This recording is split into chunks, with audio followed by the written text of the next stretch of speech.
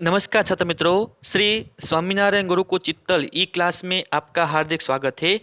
आज हम अभ्यास करेंगे कक्षा 12 आर्ट्स विषय हिंदी, उसमें प्रयोजनमूलक हिंदी के प्रश्नों के बारे में अभ्यास करेंगे। तो पहला पॉइंट है जिसका नाम है विराम चिन्ह।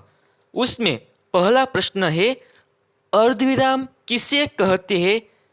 अर्धविराम किसे कहते हैं?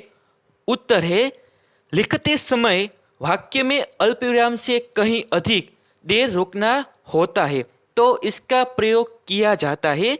यह वाक्य को पृथक पृथक खंडों में विभाजित करता है। जैसे कि हम बात करें, तुमने उसे पकड़ लिया, बाद में अर्धविराम है, लेकिन वह भाग निकला। तो तुमने उसे पकड़ लिया, बाद में जो चिन्ह है जिसका नाम है अर्धविराम, बाद में यह वाक्य लेकिन वह भाग निकला, तो इसी तरह अर्धविराम बनते हैं। दूसरा प्रश्न है, उद्गरण चिन्ह किसे कहते हैं? उद्गरण चिन्ह किसे कहते हैं? उत्तर है, जब किसी वाक्यांश अथवा शब्दों को किसी ग्रंथ से उद्गरित करते जैसे का तैसा लिखा जाता है तब दोहरे उद्गरण चिन्ह का प्रयोग किया जाता है। वाक्यांश को दोहरे उद्गरण चिन्ह से शुरू करके दोहरे उद्गरण चिन्ह से पूर्ण किया जाता है। जैसे कि गांधी जी ने कहा था, सत्य ही ईश्वर है, तो यह चिन्ह है जिसका नाम है उद्गरण चिन्ह। इसके अलावा किसी खास या विशेष नाम या उपनाम दर्शाने हेतु इकरह उद्गरण चिन्ह का प्रयोग किया जाता है। जैसे सूर्यकांत त्रिपाठी का उपनाम निराला है, तो निराला जो है उसमें जो चिन्ह है जिसका नाम है उद्गरण चिन्ह। अब तीसरा प्रश्न है, प्रश्न सूचक चिन्ह किसे कहते हैं? दूसरी बार बोलता हूँ, प्रश्न सूचक चिन्ह किसे कहते हैं? उत्तर है, जिन वाक्यों में प्रश्न पूछे जाते हैं उन प्रश्नात्मक वाक्यों को वाक्य के अंत में जो चिन्ह लगाया जाता है उसे प्रश्न सूचक चिन्ह कहते हैं। जैसे आप अम्बाजी अब्बाजी कब आए, तो यह चिन्ह है जिसका नाम है प्रश्न सूचक। दूसरा पॉइंट है जिसका नाम है वाक्य अशुद्धि शोधन। उसमें पहला प्रश्न है, द्विरुक्ति संबंधी अशुद्धियां बताइए।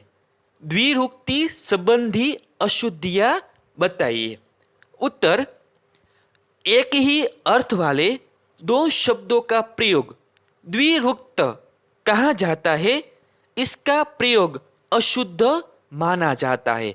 जैसे पहला उदाहरण है, कामपाल सबसे श्रेष्ठतम छात्र है। यह वाक्य जो है वो अशुद्ध वाक्य है। तो शुद्ध वाक्य क्या है? देखिए खास, यह उदाहरण आप खास देखिए तो कामपाल सबसे श्रेष्ठतम छात्र है, यह जो वाक्य है वो अशुद्ध वाक्य है, तो हम शुद्ध वाक्य बनाते हैं। तो क्या होगा मित्रों? कामपाल श्रेष्ठतम छात्र है। शुद्ध वाक्य क्या होगा? कामपाल श्रेष्ठतम छात्र है।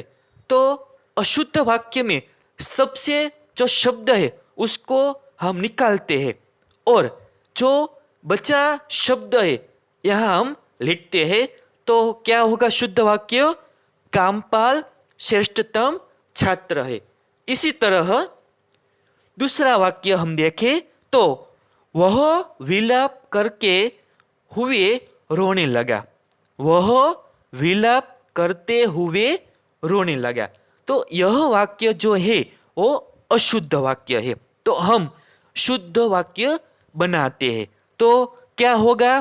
ध्यान से देखें, वह विलाप करने लगा जो अशुद्ध वाक्य है। तो देखिए, वह विलाप करते हुए रोने लगा, यह वाक्य अशुद्ध वाक्य है, तो हम शुद्ध वाक्य बनाते हैं तो क्या होगा?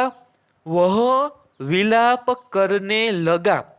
देखिए, वह विलाप करते हुए रोने लगा।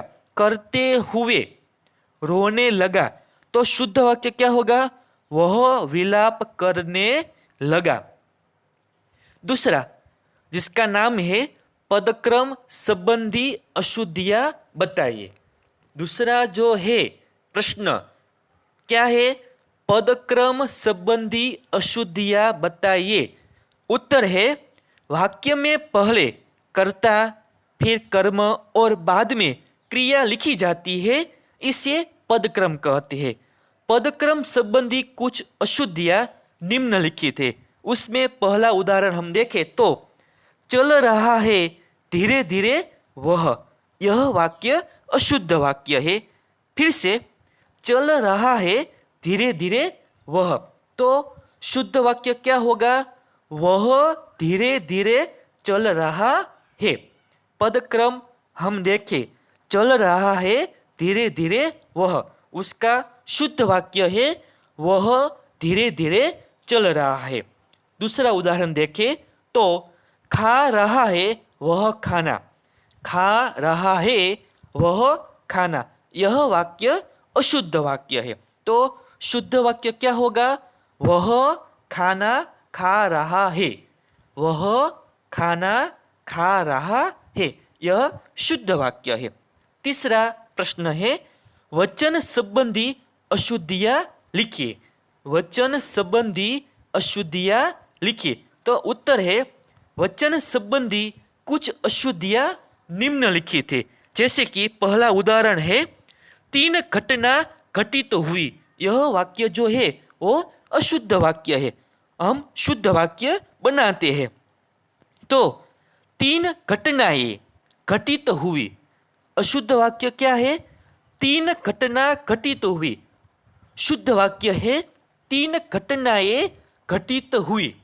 दूसरा उदाहरण है, लड़कियों ने कहा कि वह कमरे में बैठेंगी, यह अशुद्ध वाक्य है।